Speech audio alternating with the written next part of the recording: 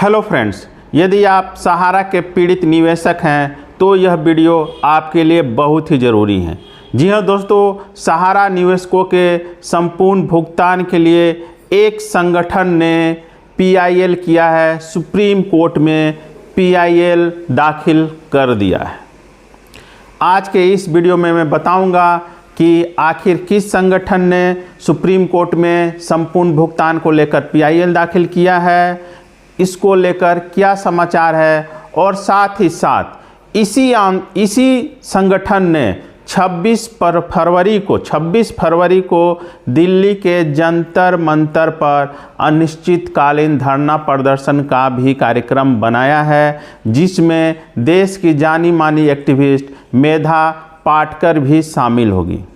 साथ ही साथ हम लोग बात करेंगे 30 जनवरी और 1 से लेकर 3 फरवरी के बीच जन आंदोलन संघर्ष न्याय मोर्चा के बैनर तले जो आंदोलन हो रहा है उसमें अभी क्या हो रहा है और क्या होने जा रहा है। तो दोस्तों, अगर आप लोगों ने अभी तक हमारे चैनल को सब्सक्राइब नहीं किया है तो प्लीज़ सब्सक्राइब कर लीजिए। दोस्तों, विश्व भारती जन सेवा संस्थान, जी हाँ दोस्तों, यह भी एक सहारा पीड़ितों के लिए लड़ने वाला संस्थान है। इसके राष्ट्रीय सचिव ने बताया कि इस संस्थान ने सुप्रीम कोर्ट में अपनी एक पीआईएल दाखिल की है। हालांकि अभी उसका डेट नहीं मिला है, लेकिन उम्मीद की जानी चाहिए कि अगले 1 से 2 महीने में इसकी सुनवाई होगी। इस पीआईएल में सहारा के निवेशकों के संपूर्ण भुगतान, जी हाँ दोस्तों, जो अभी तक आंशिक भुगतान हो रहा था उसको अब हटाकर अब इस पीआईएल के माध्यम से सहारा निवेशकों के संपूर्ण भुगतान की मांग की गई है। और ऐसे में जब यह सुप्रीम कोर्ट में दाखिल हो गई है तो उम्मीद की जानी चाहिए कि आने वाले 2 से 3 महीनों में इस पीआईएल की सुनवाई होगी और सहारा के निवेशकों को कुछ ना कुछ इससे ज़रूर फ़ायदा होगा। साथ ही साथ विश्व भारती जन सेवा संस्थान के राष्ट्रीय सचिव ने यह भी बताया कि इस महीने, मतलब आगामी जो फरवरी महीना है, फरवरी महीने के 26 तारीख को दिल्ली के जंतर मंतर पर एक महा आंदोलन किया जाएगा और यह आंदोलन अनिश्चितकालीन धरना प्रदर्शन के रूप में होगा। इस आंदोलन में देश की जानी मानी एक्टिविस्ट मेधा पाटकर भी हिस्सा लेगी और पीड़ितों के पक्ष में अपनी आवाज़ उठाएगी।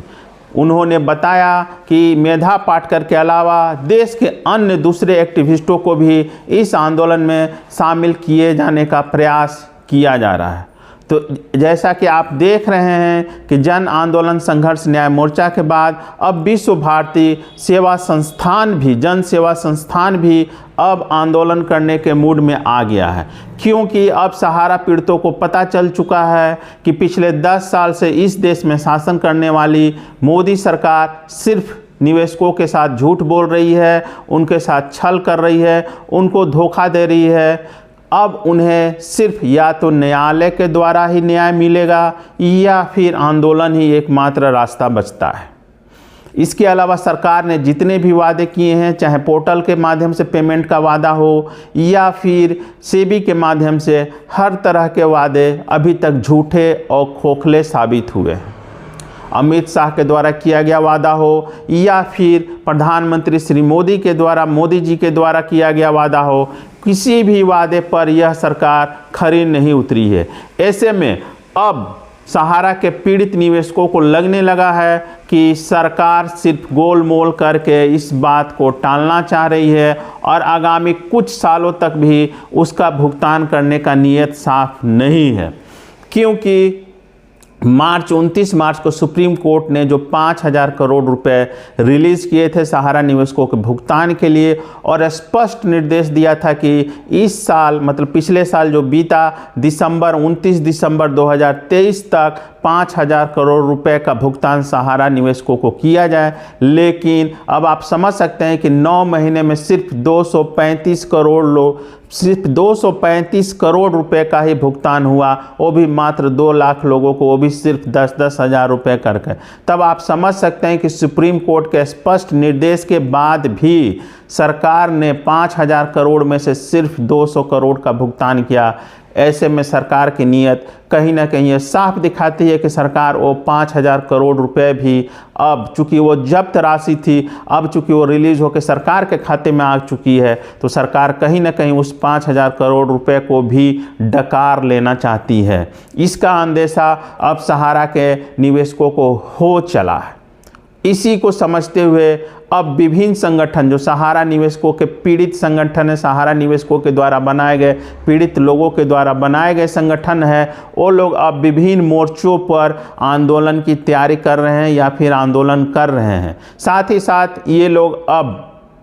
कानून का रास्ता भी अपना रहे हैं। इसी कड़ी में विश्व भारती जन सेवा संस्थान ने सुप्रीम कोर्ट में भुगतान के लिए एक PIL किया और साथ ही साथ 26 फरवरी को दिल्ली के जंतर मंतर पर अनिश्चितकालीन धरना प्रदर्शन का कार्यक्रम भी बनाया है, जिसमें वो लोग देश के जाने माने बड़े बड़े एक्टिविस्टों को भी शामिल कर रहे हैं।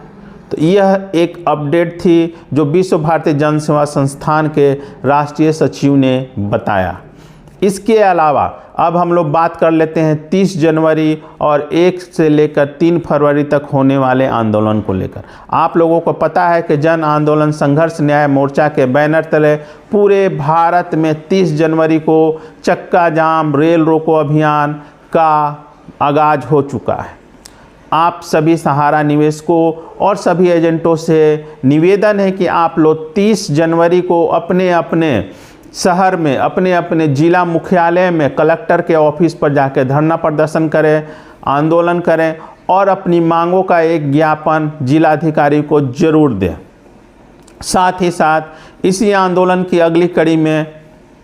1 जनवरी से लेकर 1 फरवरी, माफ़ कीजिएगा, 1 फरवरी से लेकर 3 फरवरी के बीच में दिल्ली के जंतर मंतर पर भी आंदोलन किया जाएगा। तो आप लोग 30 जनवरी को अपने जिला कार्यालयों में सहारा पीड़ितों को लेकर सहारा के एजेंट सब मिलकर जिला कार्यालयों पर जाएं, जो कि जिलाधिकारी का ऑफिस होता है, वहां पर आंदोलन करें, रेल रोको चक्का जाम का प्रयास करें और साथ ही साथ इस 30 तारीख के बाद अधिक से अधिक संख्या में दिल्ली पहुँचें, क्योंकि दिल्ली में 1 फरवरी से लेकर 3 फरवरी के बीच दिल्ली के जंतर मंतर पर इस बार महा आंदोलन की तैयारी चल रही है। आप अगर 1 से 2 दिन अपना समय देते हैं तो हो सकता है कि आंदोलन का विस्तार रूप देखकर, बड़ा आंदोलन देखकर सरकार कोई ना कोई निर्णय जरूर ले। पिछली बार जो आंदोलन हुआ था उसके सूचना सबको तो मिली थी, सरकार तक भी उस आंदोलन की बात पहुंची थी, लेकिन चूंकि काफ़ी लोगों का सहयोग नहीं मिल पाया था, तो ऐसी स्थिति में इस बार दोबारा यह आंदोलन किया जा रहा है। तो आपसे यह आग्रह किया जाता है कि आप लोग 30 जनवरी को अपने जिला मुख्यालयों में और 1 से लेकर 3 फरवरी तक दिल्ली पहुंचकर दिल्ली के जंतर मंतर पर विशाल आंदोलन को एक रूपरेखा देने का कोशिश करें, इस आंदोलन का सहभागी बने। आपके द्वारा एक थोड़ा सा किया गया प्रयास हो सकता है कि आपके डूबी हुई जमा पूंजी को वापस लौटा दे, क्योंकि फ़िलहाल तो सरकार अब आपकी बातों को नहीं सुन रही है। ऐसी स्थिति में एकमात्र रास्ता आंदोलन ही बचता है। इसलिए जो भी संगठन, चाहे आप उस संगठन के सदस्य हो या नहीं हो, अगर कोई संगठन इस सहारा पीड़ितों को लेकर आंदोलन आहूत करता है तो आप ज़रूर उसका हिस्सा बने। आपका एक छोटा सा किया गया प्रयास हो सकता है कि आपके पैसों को वापस भुगतान कराने में सफल हो। तो दोस्तों, यह एक अपडेट था जो कि सहारा के भुगतान के लिए सुप्रीम कोर्ट में जो PIL किया गया था उसको लेकर, साथ ही साथ सहारा के आंदोलन को लेकर जो विभिन्न संगठनों के द्वारा अब आंदोलन शुरू किया जा रहा है उसको लेकर अपडेट मैंने देने का प्रयास किया। आप लोगों को यह वीडियो कैसा लगा कमेंट करके ज़रूर बताएं।